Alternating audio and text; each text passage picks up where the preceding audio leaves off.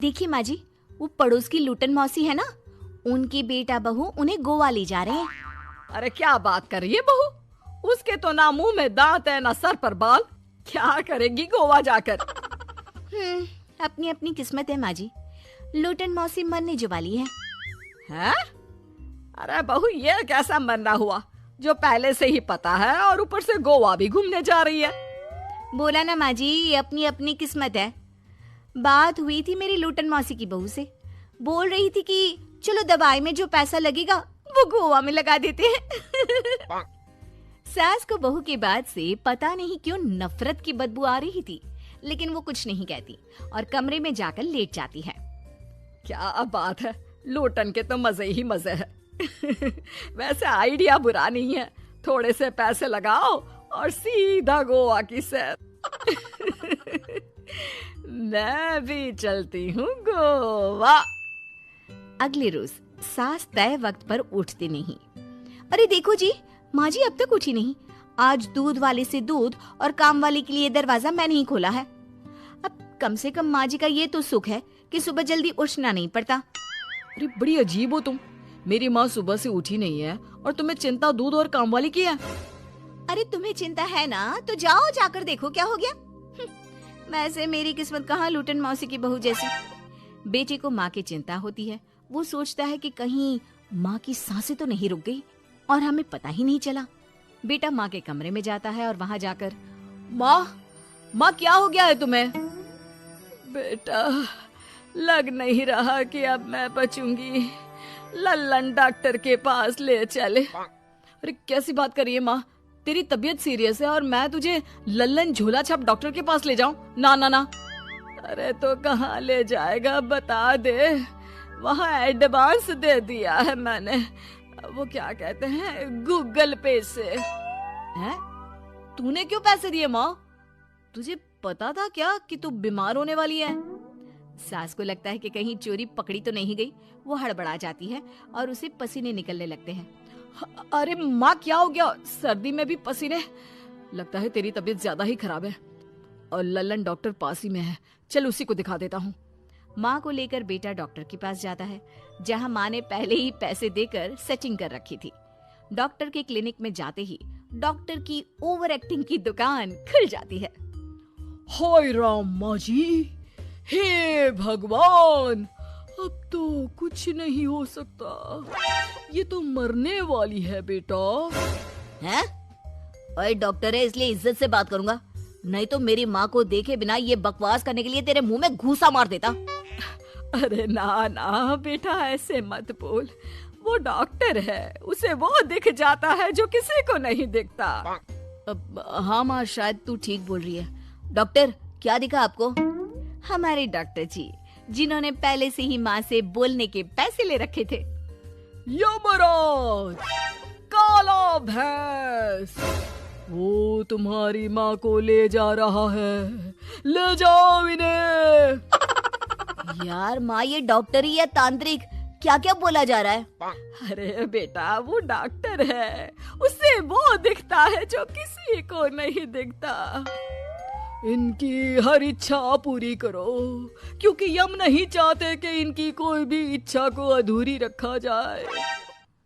निराश मन से बेटा माँ को लेकर घर आता है। माँ, आज से मैं ऑफिस नहीं जाऊंगा। चल तुझे वो झूले वाले पार्क में ले चलता हूँ, जहाँ तू पिताजी के साथ जाया करती थी। ठीक है बेटा, चल, लेकिन साथ में वो बीड़ी का बंडल रख लेना। तेरे पिताजी वहीं झाड़ी में पिलाते थे मुझे। हैं? माँ कैसी बात कर रही हो? वैसे भी जीवन के 4 दिन बचे हैं और तुम। अरे देख बेटा, ना पिलानी तो ना पिला, लेकिन सुना ना तूने डॉक्टर ने क्या कहा कि मेरी कोई इच्छा खाली नहीं रहनी चाहिए। अरे वैसे बेटा, 4 दिन की जिंदगी है, न जाने कब मौत आ जाए। माँ के मुंह से मौत का नाम सुनकर बेटा गंभीर हो जाता है। उसकी आंखें लाल हो जाती है। वो माँ का हाथ पकड़ लेता है। माँ को भी लगता है कि उसकी मौज मस्ती कहीं बेटे को डिप्रेशन में ना डाल दे। देख, लल्लन का फोन आया था, बोल रहा था कि हो सकता है मौत ना भी आए, पर इच्छा पूरी करके रख दे। जब जाऊंगी तब तृप्त होकर जाऊंगी, क्यों? तभी बहू की आवाज आती है, माँ जी आपकी फेवरेट गट्टे की सब्जी बनाई है। सास खाने के टेबल पर जैसे ही बैठने वाली होती है, बहू उनकी चेयर पीछे करती है और प्यार से बिठाती है। बहू शांत हो जाती है। वो माँ को बस देखती है और उनकी हर बात मानती है। रात को जब सास सोने जाती है तो, माँ जी मैं आपके पैर दबा देती हूँ, आज आप डॉक्टर के पास गई थी, थक गई होंगी ना। बहू का प्यार देखकर सास को हैरानी होती है।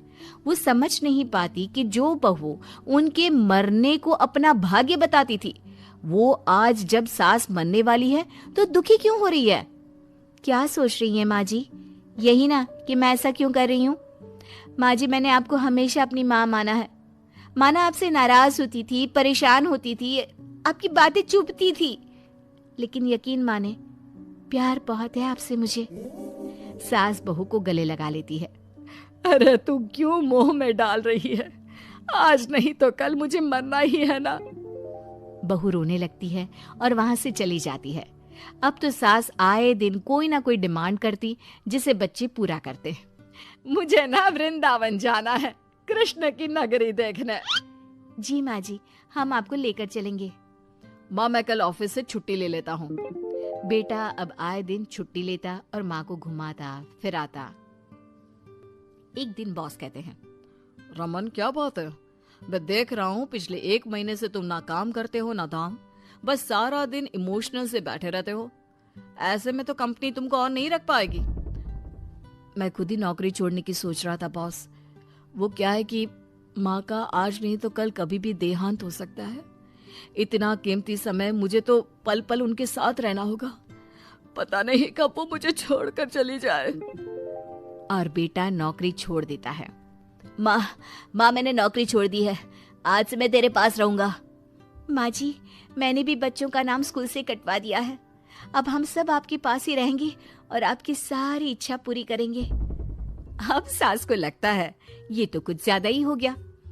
अरे बेटा नौकरी नहीं करेगा तो खाएगा क्या? बच्चे स्कूल नहीं जाएंगे तो साल बर्बाद हो जाएगा। वो समझ नहीं पाती कि क्या करे, कैसे ये ड्रामा खत्म करे।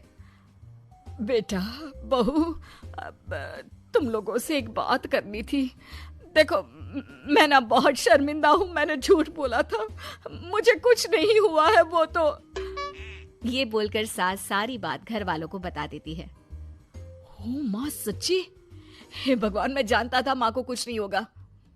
वाह माँ जी ये तो बहुत अच्छी खबर दी, मैं तो हलवा बनाने जा रही हूँ।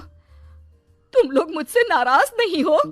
नहीं माँ जी हम बहुत खुश हैं कि आपके मरने की खबर झूठी है। माँ शायद मैं तेरे ठीक होते ही तेरा इतना ख्याल रख लेता तो तुझे ये नाटक करने की जरूरत नहीं पड़ती। माँ जी आप हम लोगों को माफ कर दीजिए।